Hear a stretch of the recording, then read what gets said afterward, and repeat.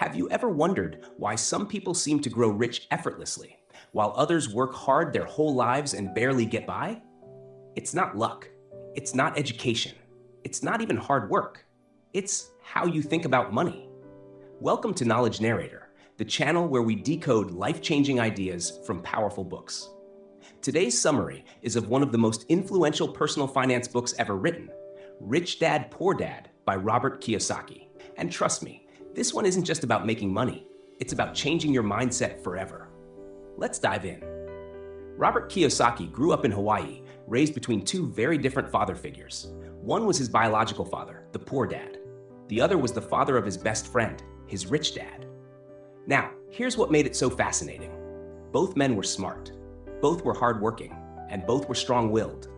But their views on money couldn't be more different. Poor Dad, a highly educated man with a steady job and a PhD, believed in the traditional path. Go to school, get good grades, find a secure job, work hard, retire with a pension. He taught Robert that financial success came from climbing the corporate ladder. Rich Dad, on the other hand, was a high school dropout who built a successful empire of real estate and businesses. He believed that financial education, not formal education, was the key to wealth. He taught Robert that you don't get rich by working for money. You get rich by making money work for you. These two perspectives clashed constantly. When Robert was just 9 years old, he asked both of them the same question. Dad, how do I become rich? Poor Dad told him to study hard and get a job at a good company. Rich Dad told him to study money. And that's where Robert's journey really began.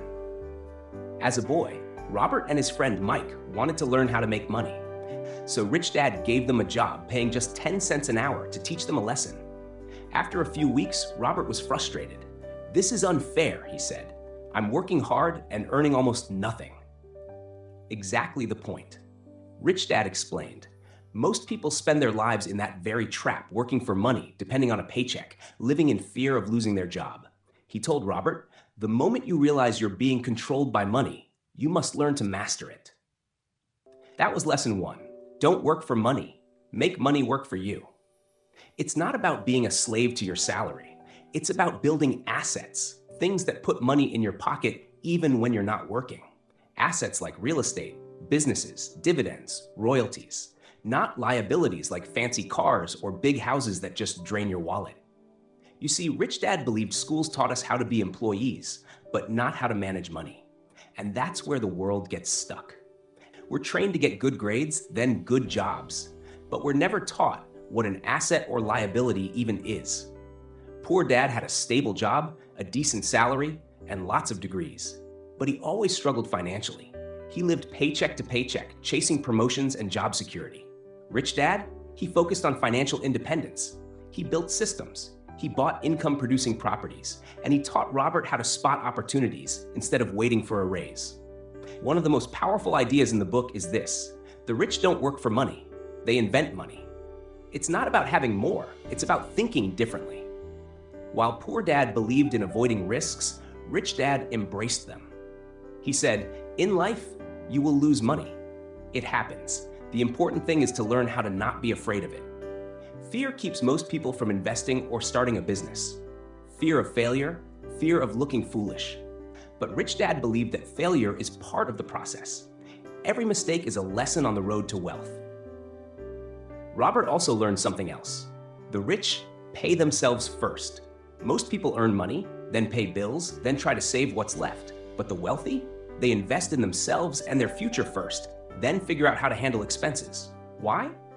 Because it forces them to be creative. It builds discipline. It keeps their focus on growth.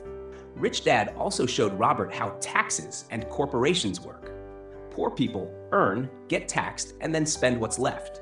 The wealthy, through corporations, earn, spend, and then get taxed on what's left over. The rules are different when you know how to play the game. Now, here's something that might surprise you.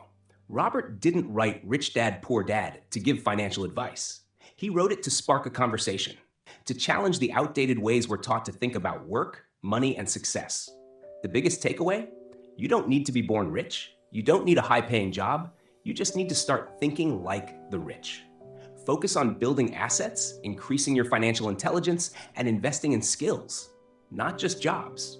Read books, take risks, learn from your failures, because your mindset, not your income, is what determines your wealth. So here's the real question. Whose advice are you following? Poor dads, get a job, play it safe, work hard, and hope for the best? Or rich dads, learn the game, invest in assets, and build a life of freedom? That's the power of this book. It doesn't tell you what to do.